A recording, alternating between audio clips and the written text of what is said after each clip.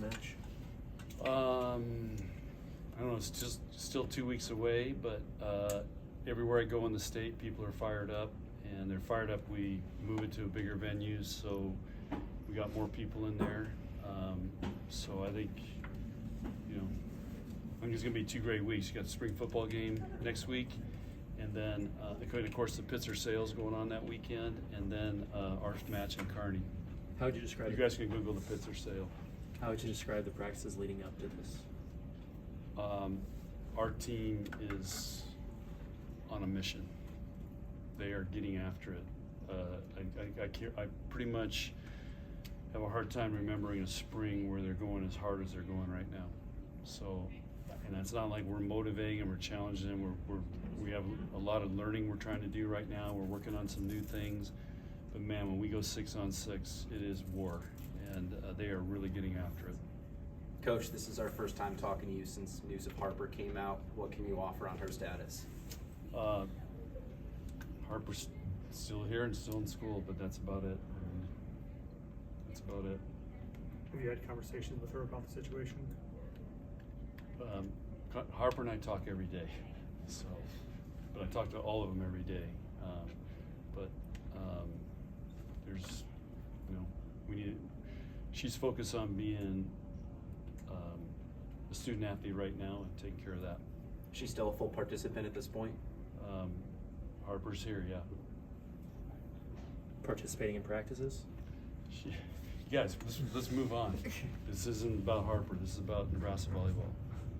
How important is it though to let your players know that when they do make not the best choices, that you're still going to support them and be with them through their time at Nebraska? Yeah, we could do a whole documentary, and actually ESPN's coming in again, either E60 guys. So I would love to talk about the challenges. We don't have time today, but the challenges of being a student athlete, dealing with pressure, dealing with when you mess up. I mean, it's a whole new world now of how things are with social media, the things that go on, so it's a whole new dynamic, and I've had to adjust as a coach on how we manage things. And that like I said, we could do an hour interview on that. Before the spring, you said you're scrimmaging another team too. What are your objectives in that scrimmage to see some outside competition? So we're playing another team tomorrow in here. It's closed, which we like to do because our team never gets to play unless there's a huge crowd. So it's nice just to come in. We can coach. We can stop it. We got 2 freshmen we want to throw in there. So we're playing a good team tomorrow, and I love it because we just get to go. It's like the old days. You just get to go in there and play a team and get after it. We're going to play 5 games. Everybody gets to play. We can mess with lineups. There's no pressure, expectation. The girls aren't worried about, crowds and all signing autographs and those types of things. It's just old school, and so we're kind of fired up. This will be our 4th week, so I think they'd like to see how they look against another team. Who's coming in? Top secret.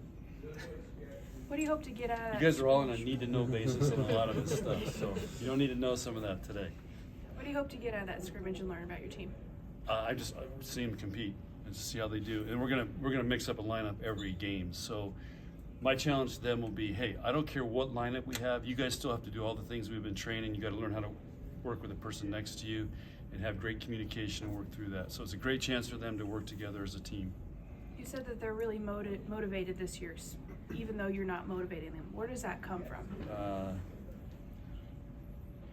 You have to ask them. I mean, I'm not in their heads where I know that, but it's competitive, and they love to compete, and they've taken it up a notch. Besides cake, how else are you going to enjoy the birthday? What's that? Besides cake, how else are you going to enjoy the birthday? Maisie made sorry. You're really into it. Okay. Yeah. Maisie made a carrot cake. You guys know she has her own baking business. If you need cupcakes, cakes, call her. She does a great job, and so we have a recruit here, so we'll be spending time with the recruit and her parents. Carrot cake, huh? Yeah, that's my favorite.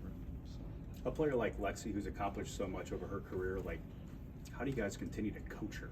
And what specifically do you work on from a volleyball perspective that can help her continue to elevate her game? She has a set of goals. You can ask her about it. We've challenged her, and I use Usain Bolt as an example. Okay, he's not going to break a world record every time he runs, right? But he's still trying to get thousandths of a hundredth of a second faster. So how can she get one more play better, one more set better, one more pass better? Can she improve her serve? And it's hard because she's already at the top, but she's, like I said, she's on a mission to get better. You see it in practice. She could come in and cruise and still be the best player in there, but you can see this sense of urgency for her on every rep. And that's why she's a great player, and she's going to have a chance to, go be an Olympian. Last year you did kind of the leadership lessons to help develop captains. Are you doing anything like that this off season?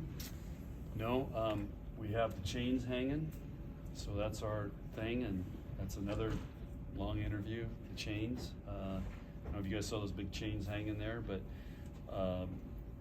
that's kind of a thing we're working on as a team, but it's not an individual captain thing like we did last year. We got our captains, which is, Lexi and Merritt, and they run the show. They do an awesome job. With Jordan Larson joining that new league, how much back and forth was there between you two? Were you all for it? Did you have to do some negotiating? Jordan and I had several meetings discussing how her schedule and our schedule would work and how we could do it, and we got it all worked out so she could do it. And we did all that before she made a decision, because she isn't played by us, but there's a lot of benefits for Nebraska volleyball and for her to be a part of that.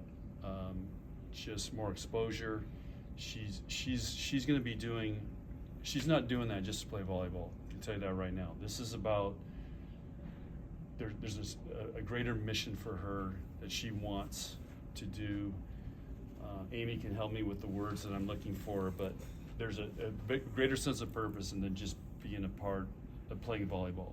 And I think that's what Jordan's motivation is. I mean, she's already played at the highest level, MVP in the Olympics. I mean, it's hard to get better, but I think she feels like she can make a difference, continue to make a big difference now through the avenue of the professional volleyball league. Because it does filter down to the young kids. How did I do there, Amy? Great. Okay. No notes. Okay. Anything else? Thank you much, Coach. Appreciate it. Okay.